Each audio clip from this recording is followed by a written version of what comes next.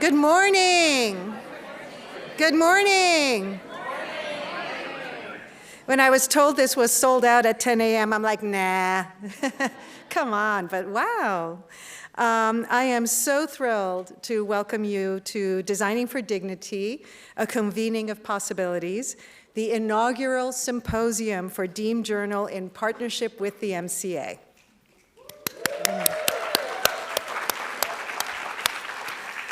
I'm Madeline Grinstein. I have the honor of directing this museum and working alongside an extraordinary team of change makers.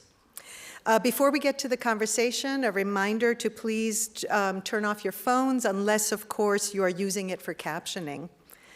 Designing for Dignity is a collaborative project between Deem and the MCA that is nearly a year in the making. It began, as all good things do, in relationship, with a connection between Deem and our chief curator, René Morales. And I want to also thank our programming triumvirate, Daniel Atkinson, Chris Cloud, and Otez Gary, who in turn are uplifted by a devoted MCA team so that this project has blossomed into an MCA-wide initiative that includes folks from our learning, community engagement, communications, and content strategy departments. And that in turn is reflective of our programming ethos here at the MCA that is collaborative, multidisciplinary, and community-centered. Over the years, the MCA has generated exhibitions focused on architecture and design, from a Bruce Mao retrospective 20 years ago to a Bucky Fuller survey 10 years ago, and on an ongoing basis, we exhibit, acquire, and celebrate artists who live at the intersection of art and architecture and design, also known as social practice. The MCA is particularly proud to be part of an ecosystem called Chicago, that is a global center for social practice. You'll soon hear from the great artist Amanda Williams by way of example. And Chicago boasts additional artists like Nick Cave and Bob Faust and their program at Facility, Theaster Gates and the Rebuild Foundation, Fahim Majid and the Floating Museum, and Manuel Pratt and the Sweetwater Foundation, and many others who together comprise a true golden era of artistic practice in our city. So it makes so much sense that Deem would want to bring its inspiring work here in this place and this space. Throughout the process, we've been grateful to the entire Deem staff for their amazing partnership and warmth. In particular, the co-founders of Deem Journal, Nu Gote and Alice Grandois-Sutka, the project manager for Deem, Amy Mae Garrett, designer June Lin, and editor and programming, Isabel Flower. From all of us at the MCA, thank you. We're honored and excited to partner with you today and every day. And with that, please join me in welcoming to the stage the co-founders of Deem, Nu Gote and Alice Grandois-Sutka.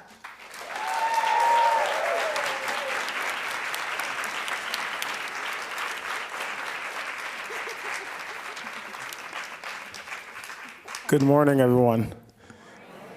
How cold is it outside? Not bad. That's what I thought. I figured there were some concerns initially when we started planning if March would be a good time. Some people were like, ugh. And we took a chance and we stuck with it. And we're excited that everyone was able to show up. For all the people who are viewing from home, my name is Nu Gote, co-founder of Deem Journal.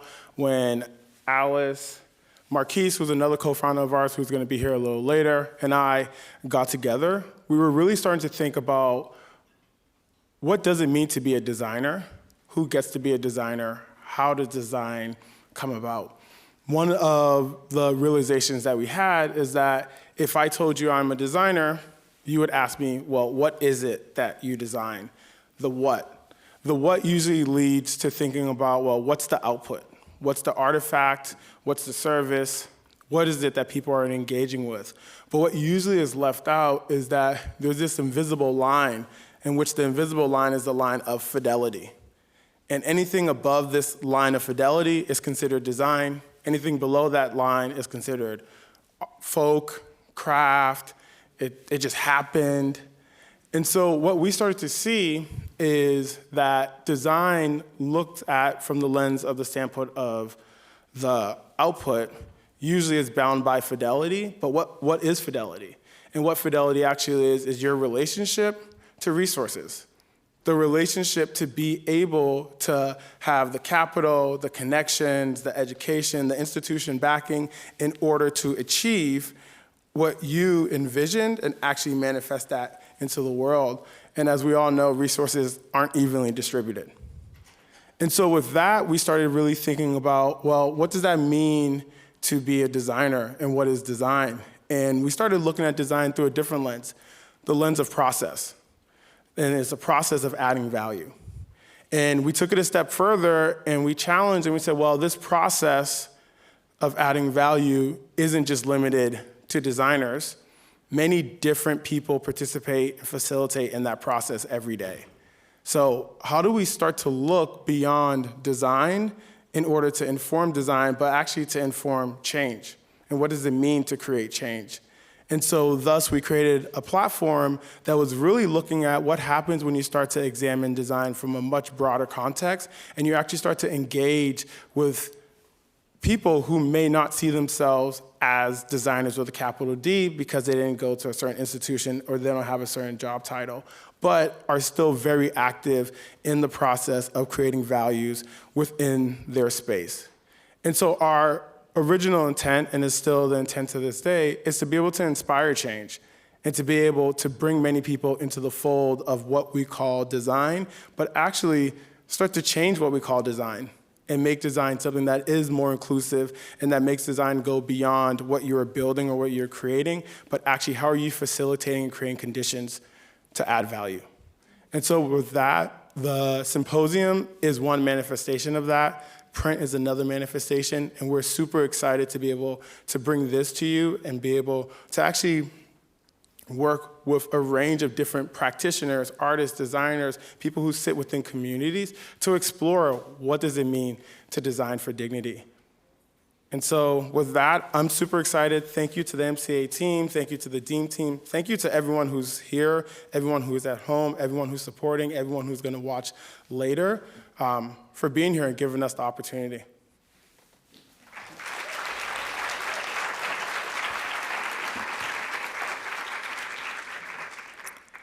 I'm going to share a little bit about the program for today. And before I did that, I thought I would maybe kind of ground into a quote from Catherine McKittrick. Catherine McKittrick writes, "Social practices create landscapes and contribute to how we organize, build, and imagine our surroundings. Designing for Dignity, a convening of possibilities, brings together themes from 4 issues of editorial explorations with Deem. Each issue became a new open-ended landscape through which we would practice our relationship with possibility. Our first inquiry started with the question, how might we design for dignity? In other words, what are the conditions we need to create that honor the fullest expressions of humanity?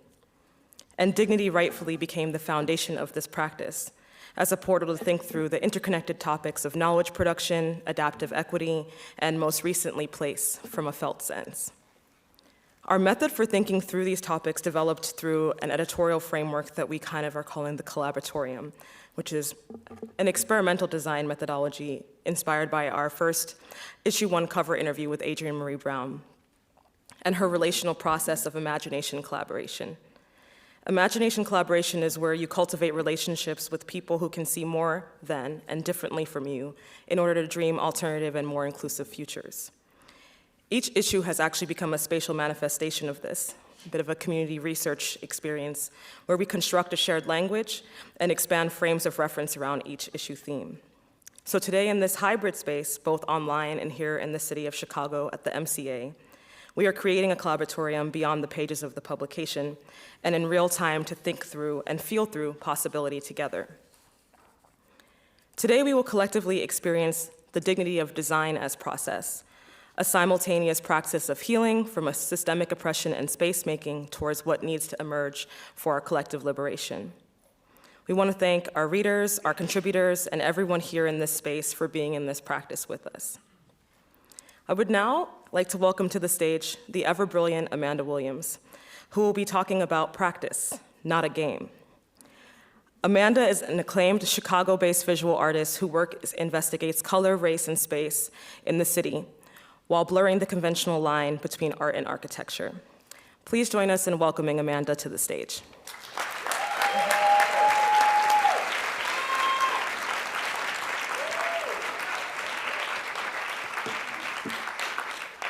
Good morning. This is awesome.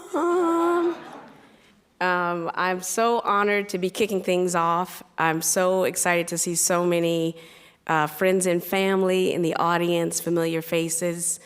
I'm what Rick Lowe called a trespasser recently, and I fully accept it. He's like, you just go in whatever genre you need to do whatever you need to do. And so I also want to say that I just feel like this is going to be a family reunion. This is super special for me because Deem was part of that haze. I know that as we get further away from that pandemic time, we remember those key moments of things that we couldn't have imagined that would have happened if we'd kind of been in what we thought was normal life. So Deem, Alice, and New was one of those when they came to one of my babies, the Black Reconstruction Collective, to talk about doing this magazine edition. It was like, who are they? We're in 10 places. How is this going to work? What is the cover going to look like? And they've knocked it out of the park. So for their integrity and their vision, I had a lot of stuff to do today, but I knew I had to be here. And the MCA, of course, is one of my second homes. So I'm so glad for that partnership. And so with that, I'm going to get started on social practice. So it's a little secret that I'm going to let you all in that I don't really believe in the word social practice. While I totally understand the definition, I get it. It just always strikes me as odd. Like, do you say, oh, I love Picasso, he's an unsocial practice artist? No, you don't. So, do I make sculptures? Yes. Do I make paintings? Yes. Do I make architecture? Yes. Do I make social practice? I don't know. Yes. Do the things I do make an impact? Yes. Do I make Blackness? Yes. What Black is this, you say? Today it is Chicago Black, and I am so glad that Deem knew that. But I wanted to really just have fun and play a little bit with this idea of the word social practice. And so today we're going to see Tanika, who's reparations practicing.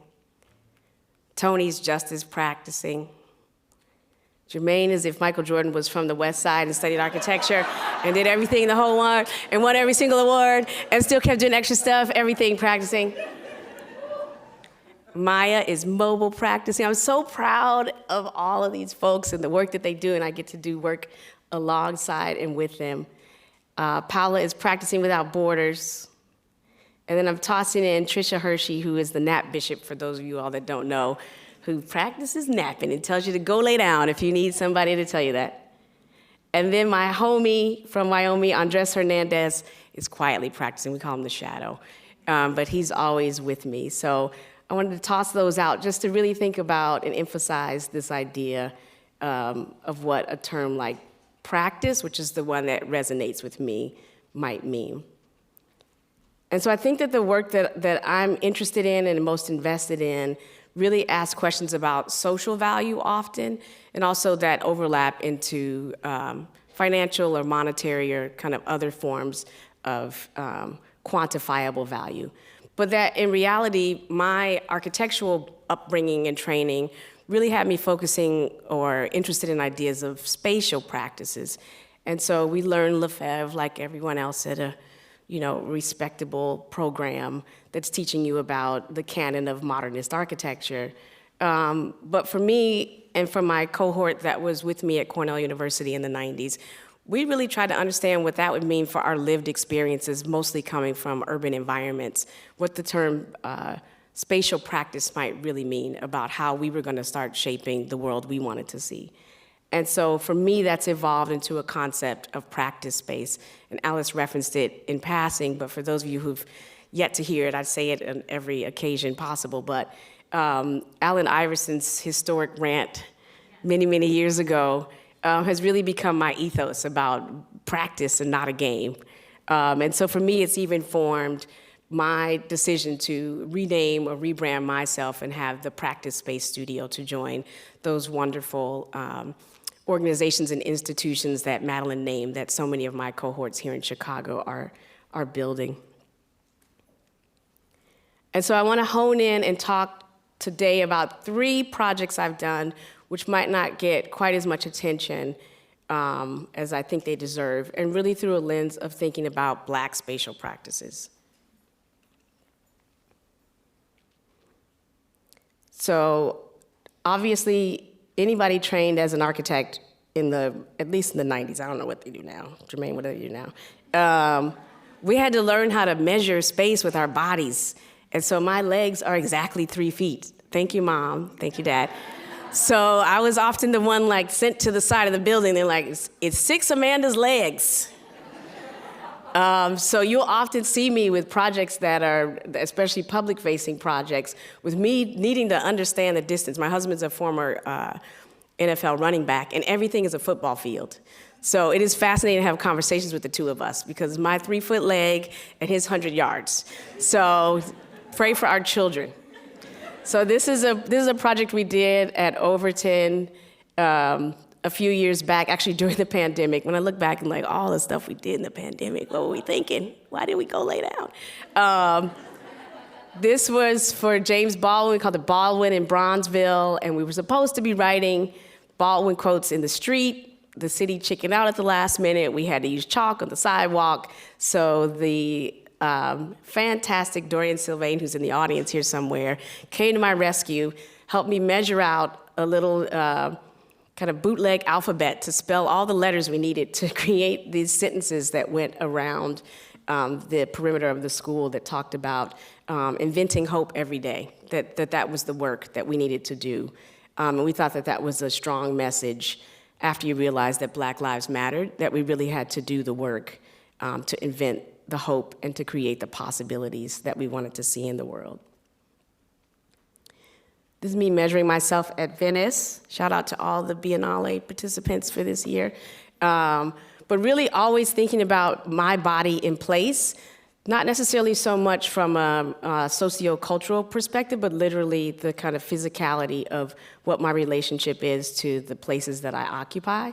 And so I feel like I've operated mostly from a position of privilege for most of my life.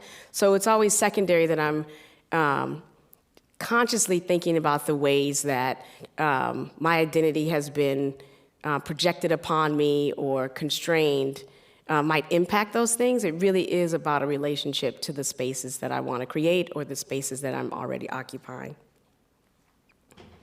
So this is my best known work, Color Theory, where we had this brilliant idea to paint houses that didn't belong to us in what I call culturally coded colors that really were doing 2 things at once. They were, for me, testing out my love of paint in the built environment on the largest canvas that I thought I could find, which were these soon-to-be demolished homes, but also secondarily, but what became the primary narrative was really telling the story, the kind of invisible residue of racism, systemic inequities, and what that impact is on the kinds of places that we exist in. And then for me, what that meant to call myself an architect and think about these structures at the end of their life cycle. I like to say that nobody goes into architecture or builds something to be the detriment of the community. Nobody wants to be the last house that's about to fall down on a block or in a neighborhood and be that kind of marker of the end of something. And out of a little bit of necessity, but also a little bit of intentionality, the idea that my daughters themselves can also understand what Black spatial practices mean, and to move from an idea of having to be in a space in a certain way because you're told to do that, and really to just sort of show up like you belong and think that you own every place that you occupy.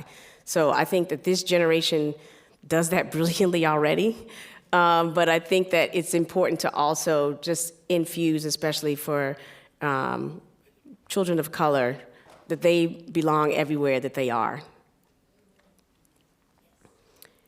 And so on the idea of belonging, I want to give a shout out, but also kind of chronicle a little bit of my experience here at the MCA.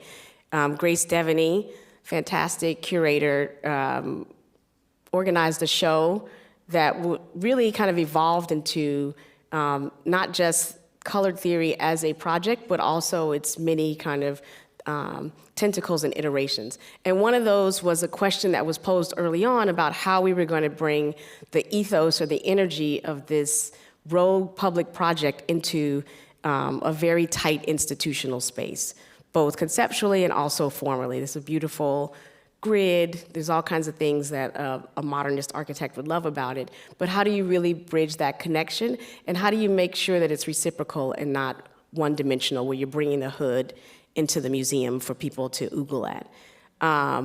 And so this is one of my favorite interventions that we did, and I remember it was a negotiation with Madeline, I don't know if she remembers that. But the show was actually supposed to start on the next floor up, and I was like, well, could we put some gold lines just in the grout work going down the stairs? And they're like, well, okay, this is a little line. I was like, could we paint the underside of the landings of the structure? They're like, we can't do that. And so it was the synergy of understanding what it means to mark something and to have that be acceptable in one context and not be acceptable in another context. And so for me, this is one of the most powerful components of the exhibition, because there were people that have worked here forever who swore that I put those 2x4s underneath that step, and it's like, nope, it's been necessary to hold that landing up all this time. But to be that introduction in that same way to kind of ground you in what that space would mean, I think was really powerful for me to think about as a shape spacer, as a space shaper, and a shape spacer maybe, how do you make these small interventions that get people to just re-see things that they already think they understand? And this was one of the most meaningful but unexpected moments. I'm gonna get teary just talking about it. So there was a moment where we'd wedged an Ultra Sheen jar, and it actually was a jar that one of our cousins was using to do the girls' hair. She's like, where did the Ultra Sheen jar go? It's like, it's at the MCA. So it's wedged on the wall, and it gets this huge space by itself, because this was so important culturally to so many of us in our coming of age. And so to dedicate that much real estate to this thing was a message to only a certain few people. But it was so important to me to talk about that value, that social, that cultural value, and then that currency of a limited exhibition space and giving so much of that space over. And so this is one of the staff that was here at the time and has been here many years after that. And I promise you, when I come here, I am lauded by this cohort of the museum as much as I am by the front offices. And so that means so much to me that they saw themselves in this gesture. They understood the importance of that, and they understood that it meant that they belonged in a way that maybe they didn't even understand. And so we had all of these beautiful moments of this connection. I had a lot of refusal early on to share where the houses were, what the addresses were, when we were going to paint them, how it had all come about, because I thought that if you weren't part of that landscape, then it wasn't for you to know. And if you wanted to know, you needed to do the work to figure it out. And so this was a moment where I had stumbled into the museum, and the young man on the right is saying, that's Ashland, that's Ashland. And she said, we went there yesterday, we was there yesterday. And it's just so, like, these are these moments where you're practicing, you're testing out, what does it mean to bring these conversations in proximity to one another? And what are those moments, big and small, that make people feel like the spaces they occupy are where they should be? This was another great moment. Tanika's in the picture somewhere, maybe the next picture, where we did a room called A Dream or Some Substance, a Beamer, a Necklace, or Freedom. I am a child of Hip Hop 1.0, so I often speak in rap sentences, much to my mother's chagrin. But I do see a lot of the kind of conceptual correlations of what's attempting to be illustrated in a lot of these terms. And so for me, the idea, again, that you could give this real estate over, but also deny access to it, which is such a powerful way to symbolize much of how the South and West sides operate, where we walk through and it seems that these lots are vacant, but they're not. They're really invisible fortresses where we don't have the ability to even access the land for ourselves when we have the resources. There's Tanika. So this is Memphis, this is Candace, this is Tanika, all residents of Inglewood, but all actually just my friends. So it's always strange for me when people say, how did you engage the community? So early on, I was making stuff up. In these articles, if you go back to those first articles, it was like, well, it's very important to understand. And I was like, because I am the community. So I'm very confused by I'm already very social. I don't have to practice that part. But this was this amazing moment again where you're aware of that kind of intersectionality, and it was important for me that these were the people who were bringing to life the components of this space that is about exactly how they are denied access to space in the communities that they call home. So this is the final room. So there's a little sliver, which we found children could actually squeeze through, that was visible but not accessible.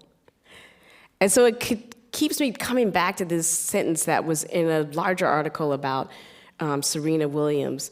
But because doing anything while being Black is always doing two things. Like, we carry a lot of burden in our brilliance and in our moments that we stumble, that there's never an ability to just be. So also during the pandemic, I was invited by MoMA to produce a work. No, this is the second work, okay. So I'm confused because I was doing two projects for MoMA at the same time in the pandemic. The first was Reconstructions, Architecture, and Blackness in America. It's a group of 10 of us that were invited to participate in the project. And I had multiple components, but the one I really want to hone in today was a set of diagrams that I created called Free Black Body Diagrams.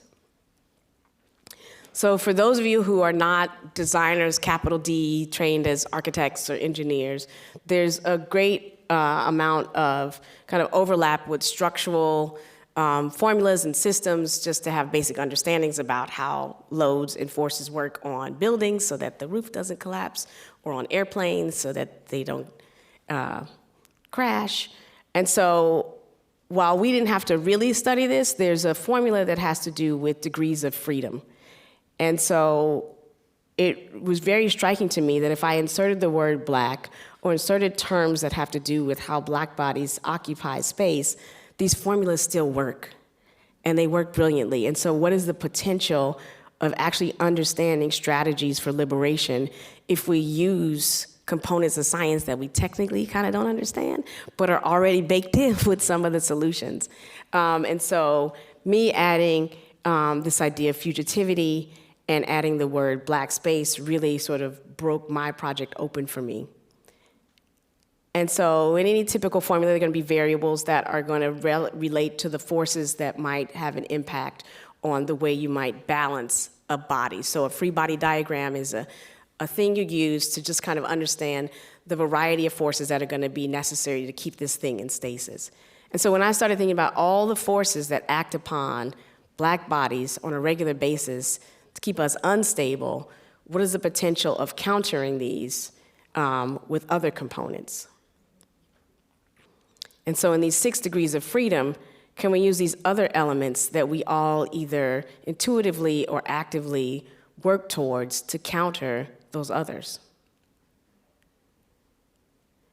And so what you have as these bodies is not people necessarily, but these places. So I focused on Kinloch, Missouri, which was one of the first Black incorporated towns. It is the first in Missouri, St. Augustine in Florida. The list goes on and on, Brooklyn, Illinois. And I used, and just, redlining as a foundation, racism, colonization. And then how can we counter that with fun, with joy, with imagination? Because doing anything while being Black is always doing 2 things. So I called my structures professor at Cornell and told him he could change my grade to an A because I finally understood. He agreed. And a second project that I was doing, you know, when you're working all the time in a lot of different ways, you don't understand how much this stuff is influencing one another. And so MoMA at the same time asked if I would be up for the challenge of producing a work that would exist in their atrium space, which for those of you who've not been to MoMA is a kind of 7-story height space that they deem the heart of the museum that you kind of come back to as you move in and out of galleries and you can look down, and is a prized performance space as well. And so they wanted to imagine what civic engagement might look like during the pandemic and post-pandemic, at the time the museum was closed, and they needed a project that was going to work if it stayed closed or if it stayed open. And nobody could tell me exactly when that might happen, so could I do both at the same time? Sure, yeah, yeah.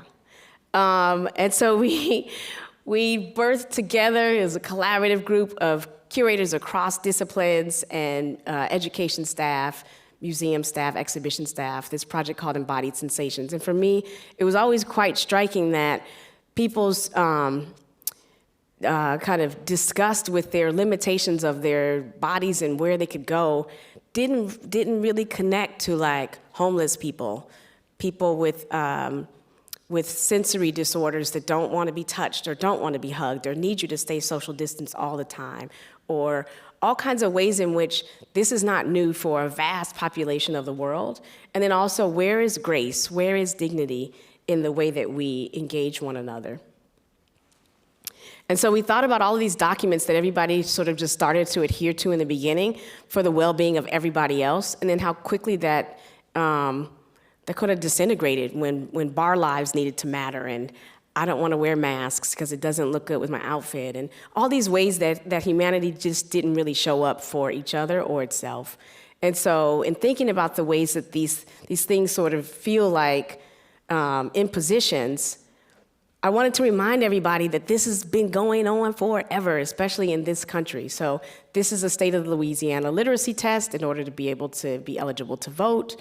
Many of you of a certain age will remember this in real time, and those of you that are not as familiar with this, these were these convoluted quizzes that would be given in order to decide if you could vote. And of course, if you somehow magically pass this, they would invent new rules and new reasons why. So if it seemed that you were going to pass it, you should have answered all of this in 10 seconds. Or if it seemed that you were going to pass this, you should have used a blue ink pen and not a black one. So there's a way that the goalpost constantly moves when we think about when things don't go the way that people who have put the laws in place want them to go. They just change the Georgia voting laws. They just enact rules that say this is banned or that AP exam can't be offered in that state. And that all of these have a relationship to each other. This was the signing of the order for internment camps. So these are things that are sanctioned by institutions throughout history that aren't so different from what we were being asked to do when there was a global pandemic. So, spoiler alert, I'm not a performance artist.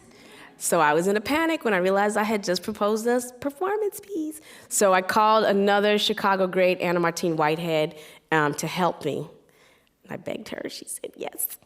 And we started really thinking about these questions that I had about how people think about their bodies in space and their time in the pandemic. So we started then starting to code and make diagrams for these seemingly banal questions. What do I look forward to? Hugs, drinking, laughing. I've never had a chance to look forward to something. And also making my professors proud. I made diagrams that would describe these things not in words also, so that there was a way to communicate across cultures, across different capacities. So what does 6-foot distancing mean, and how does one use the body to do that? How do you set a series of very complicated instructions through images? Also to confuse and to maybe make the performance of those instructions more dynamic. And to ask very loaded questions and to think about the multiple voices and lenses that might answer those questions. And no self-respecting modernist architecture student wouldn't salivate at the chance to use furniture to start to translate some of these things into spatial iterations. And so we made a page that people that couldn't get to the MoMA for whatever reasons, because of health reasons or geography, they would become the creators of the performance. So you could go online, take a survey, respond, takes less than 5 minutes, and then those would become the instructions for the performers. So people were asked a series of very simple questions. They had to pick from 4 categories that related to my thinking about our understanding of space in this time of shelter. And then your answers would then trigger these diagrams that Martina and I had developed on the back end, and then the movements that she had additionally developed in relationship to those terms. The last piece was that we needed to think about how people would move around the atrium. And after a lot of kind of circling around ways that you could kind of create a space within the atrium, I really thought it was important to show the vulnerability or kind of turn the museum and its inners outward. So this is what the museum looked like on like March 20th. So immediately, because we didn't know how COVID was spreading, all of the surfaces had to go away that had been public spaces. So they literally just sort of dumped, maybe is a strong word, but they sort of dumped everything in the basement. And this is what it looked like for months. And so I decided that they should bring that up and we should move through those elements, that we should really kind of understand what this spatial impact of this global pandemic meant on the way the museum operated. Shout out to Yellow Sketch, Trace. So there's the basement, and to their delight and the exhibition team's budget, all they had to do is bring that stuff right on up in exactly the same format. And actually, it was, which is fascinating to me, it was the housekeeping team. So the exhibition team didn't even touch it because the housekeeping team's job. So they were excited because they got to be part of the exhibition. So now I'm homies with the housekeeping team at MoMA for the rest of my life. And so what does it mean to move through these items in this choreographed way? So we projected the instructions on the wall, and then people that happened to be coming by could sign up, 6 to 8 people at a time, and they perform for about a half an hour. What we didn't really expect was that this is actually the first time people are trying to refine their bodies and themselves. And so the power and the poignancy with the way in which people decided to engage the space and the instructions and the furniture is nothing anyone could have anticipated.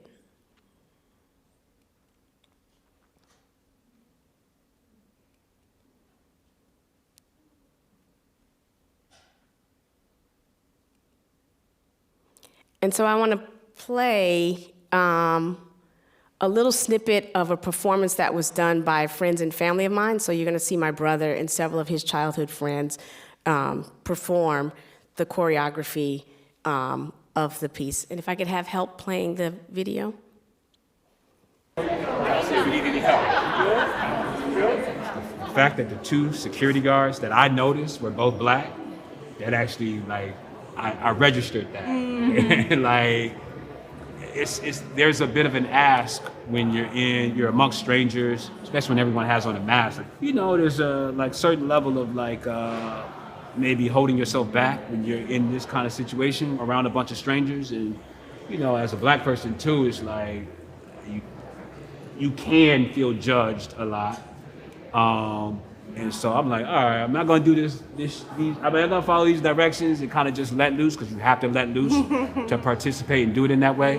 And like having these 2 guys, the 2 security guys be black guys, I'm like, all right, man, I'm gonna let loose a little bit. I feel safe, you know what I'm saying? That's real. So,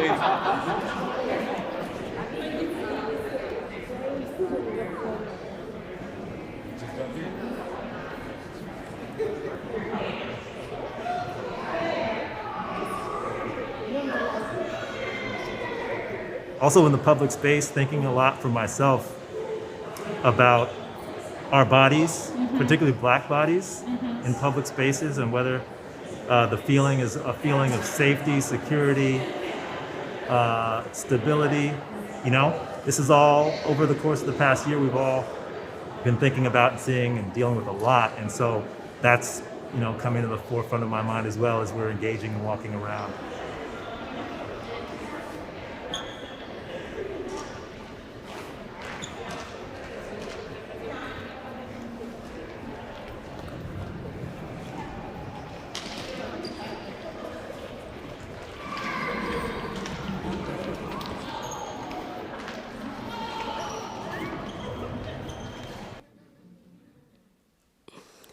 So I get emotional every time I see that, because at the very tail end of that clip, you see my brother, that's my brother with the Unabomber outfit on there.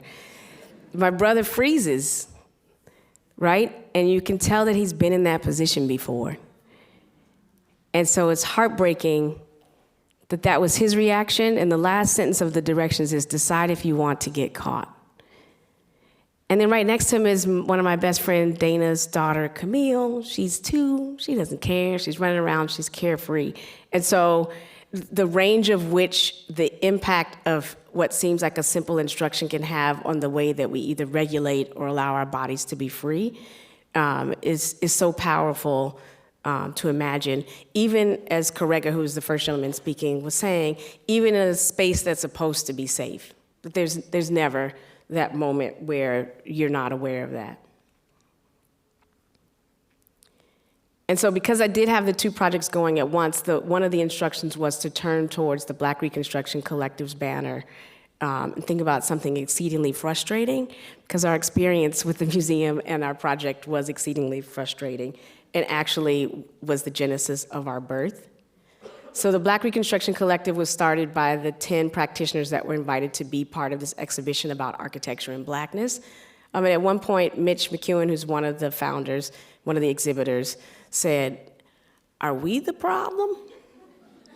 Because historically, the architecture and design department has exhibitions that talk about spatial and built environment issues. So there's climate change, there's sustainability, there's housing, and then there's Black. So we were like, hold on, we're not the practitioners, we are the problem? What, how do we? So through comedy of errors and all kinds of issues, we formed this collective. And as part of our work, we had to address that the namesake of the department is a known Nazi sympathizer. So the museum wasn't ready to acknowledge that history, and we couldn't tolerate that history. So because being Black is always doing 2 things at once, we decided to make a banner that would cover the language, and we would add QR codes where you could donate money to us. So now that we have a robust, bank account, thanks to Jermaine, now we've begun the exciting but daunting process of figuring out how to gift that money and share that as resources and support for other designers and artists so that they never have to go through that experience again. So I'm pleased to also share that Tanika Johnson is one of our first recipients of that kind of support and encouragement. Woo! There we are. So I forgot to add the Deem cover is so good. So we were locked in our houses, so it's very hard to make these kinds of images and articles when everybody is far away. So we were supposed to take a selfie and look disgusted, but then I seem to be the only one that did that. I think Mitch has no shoes on, but the rest of them, I'm like, why are y'all smiling? Wait a minute. So we are a funny bunch. If you read the Deem edition that has us, it really captures beautifully both our passion for what we do, but also the beauty of what we are as an ecosystem.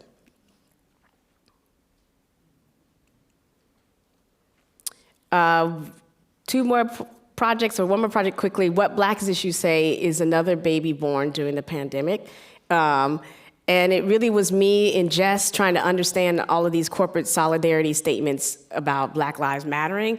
And I was like, but do they know my cousin? Because which Black lives are they sure? And so each day I would make a quip on Instagram. It would have a little quick image, and these images quickly evolved into multiple strata. And so early on, one of those kind of tentacles was Jose, I'm always going to get his last name wrong, who was a curator here at MoMA when I first, MoMA, at MCA when I first met him, but is now the executive director of Storefront for Art and Architecture in New York, who had the brilliant forethought of translating a dozen of the blacks in the What Black Is This You Say captions onto their public facade. And so we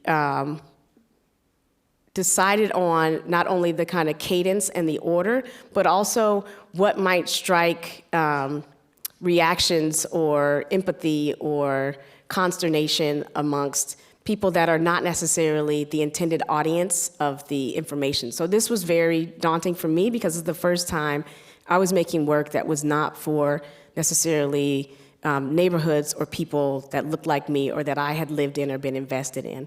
So it really was that moment of how did you engage the community? But it happens to be Soho.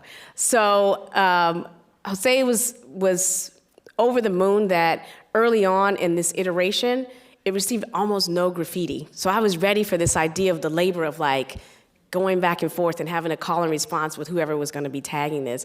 And once the captions went up, it stayed pristine for quite a while. This is now in its kind of final few months in its second year, and it does get tagged more often.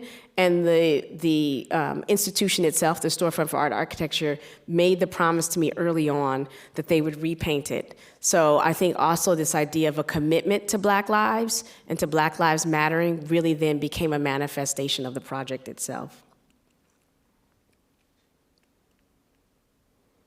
And because I actually am a color theory expert, the order, the scale, the proximity to one another really does help the flow of what this facade looks like.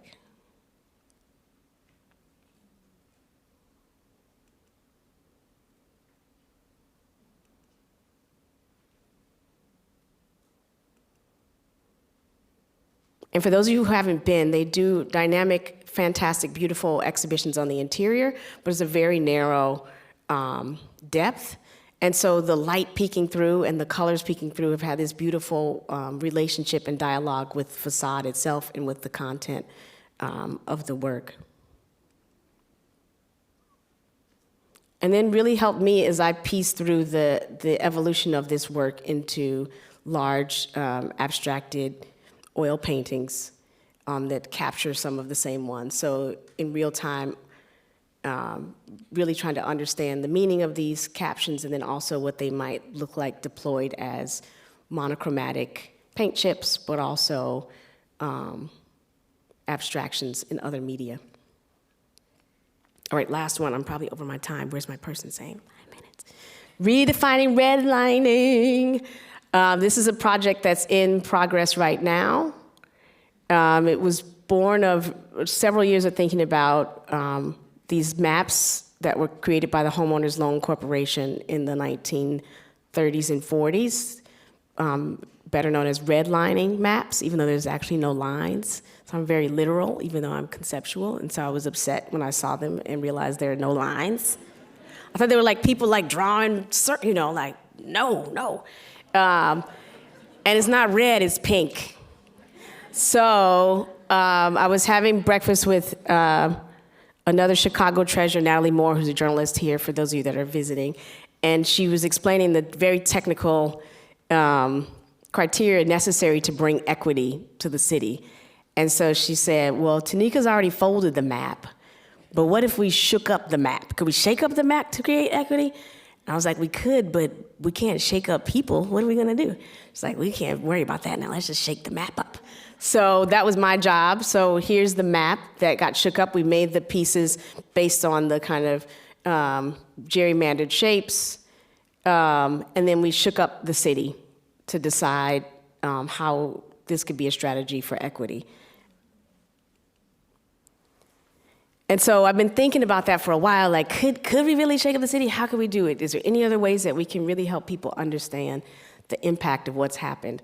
So I returned actually to another set of maps. These are Sanborn maps that were used for fire insurance purposes, kind of verify and plot out homes.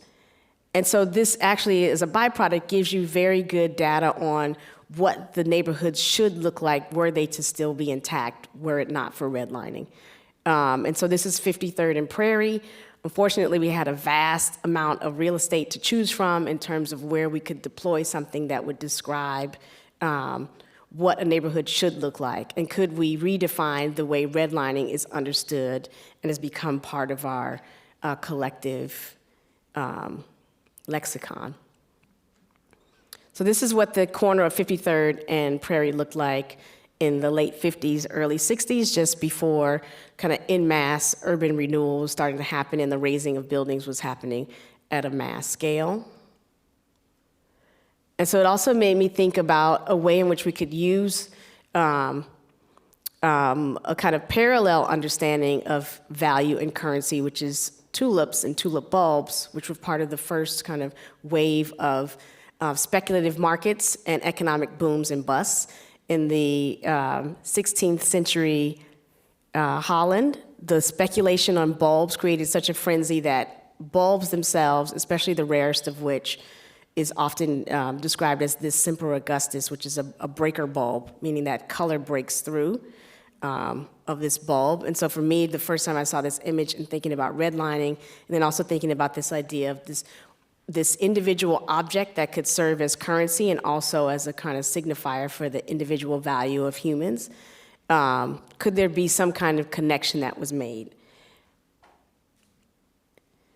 So I offered this idea up to my often co-conspirator, Guion Foreman, about this idea of planting these red tulips, but in a line. And originally it was just gonna kind of meander through the South Side. He's like, let's do it tomorrow. I was like, no, Guion, let's plan it. Let's draw it and think for years about it. And then this opportunity came to take these parcels and to use that map to reinscribe these houses so that people can actually see what it should look like, but also do it in a joyful and beautiful way. And so I called a distributor who receives bulbs from Holland, and we ordered what should have been 100,000 tulips, but I pressed the button twice. So we had 160,000 tulips. And the closer we got to it, the closer I was like, what am I doing? Why have I done this? But we put together a project in which the tulips would be planted with many hands and volunteers to really also express the kind of variety of ways that people can take ownership and feel belonging of land. So we didn't have advanced equipment. I'm not a gardener, in addition to not being a performance artist. But we were like, we gotta make it work. So Guion was like, I saw this machine they have at Cornell, and it will till and plant at the same time. It's like, that is awesome, but that's not coming from Ithaca, so what are we gonna do? So we called a wrecking company that Guion has a relationship with and that I didn't know I had a relationship with. Spirit Wrecking actually demolished the Flame and Hot's house of the Color Theory series. So there was a really beautiful connection of both someone who has to be tasked with things going away, but also then helping me bring things back. And so this is Ron, who, when I tell you he masterfully used that machine that should be digging things up and removing them to draw these lines, it was a choreography in and of itself. So these were plotted by IIT landscape architecture students who came out and got a great kind of exercise in real-time scale of these things. There's Guion and my other conspirator, Lambert. And then on a weekend in October, we had almost 400 people come out to help us. This is Aaron Harkey, who's the Commissioner of Cultural Affairs, also a wonderful supporter of the arts and artists. And so some of it is going to be a hot mess with kids dumping whole bags into one area. And then there were gardening clubs, landscapers, you name it. All these kind of constituents of people that I have relationships with and have supported over the years showed up. Maya brought her mobile makers there, like the overlap of people coming to really bring this beauty. And for me, the most beautiful part is, once again, I don't own this land. I have no relationship to this. That building that I showed you that image of is one of the only things that still exists there. So this becomes a gift and a love letter also to those residents. And for me, it's a really powerful way to think about how you build or rebuild community. So they're already blooming because we've had a mild winter. But we are going to be doing programming in the spring. We'll have another exciting event, a block party, to really activate and celebrate. And because tulips are perennials, the idea is that they potentially will continue to come up and they will take ownership and charge of this land in the way that they want, as well as the residents that are in the vicinity maybe thinking differently about what had been called vacancy. So for me, these deep material practices are just as important as the social practices. And I think it's important that we all kind of understand what we best embody and can leverage to make the world the one that we want to live in. And the picture's blurry, but final shout out, this is the birthday, my daughter's birthday weekend. There's Issa. And it's also Chicago's birthday. So happy birthday to Chicago, and thank you all. Let's get the party started.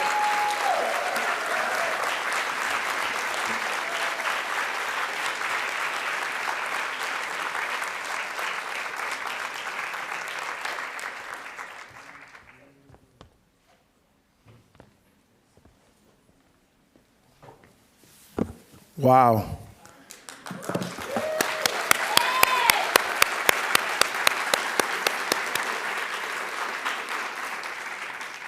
So yeah, Alice and I had the pleasure of interviewing the entire Black Reconstruction Collective, which was a really fun interview of us trying to figure out how do we ask 10 different people the same question and try to get a coherent answer. And some of my favorite moments in the interview is when Jermaine will go, or someone else will go, well, I don't know what else everybody else thinks, but here's my answer. And there was this level of just vulnerability that we appreciated and that we're really excited about. So thank you very much, Amanda. So a couple of quick housekeeping things. We've built in breaks into this programming. People need breaks. People need breaks to chat, see people that came in late across the hall. So there are gonna be moments for breaks. This is gonna be our first break. We will be on break until noon.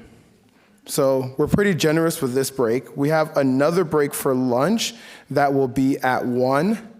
That one is about an hour-long break, so please use that wisely.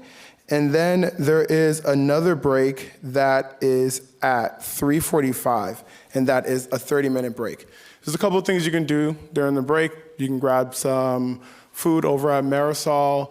We also have the reference room that is up. If you've walked in and you saw a beautiful piece by Norman Teague called The Cabinet of Curiosities, that is a collaboration that we're doing with him in terms of the reference room. It is an offering that Deem has put together, and usually what it is how do we start to provide more resources and references to the work? And so if you have a moment, feel free to stop by, grab a book, take a look at it, take pictures of the book, go to your local bookseller and definitely pick it up.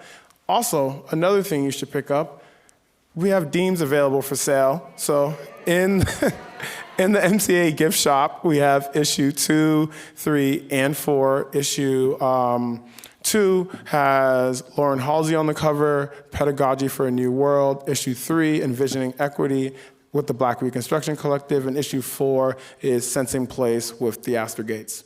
So along with that, we want to make this as interactive as possible. There are a couple of prompts that we're gonna have on the screen during the break. The best way that it will actually tell you how to be able to share. If you actually go to the Deem Journal IG, we'll have the stories up there. You can reply with your prompts. We're trying to get as many perspectives as possible. So feel free to interact with those at your leisure. And I think that is it. I think we're on break, but we do have to be back by noon. And for the home audience, we will see you soon. Go grab a beverage as well, and we'll see you at noon. Thank you.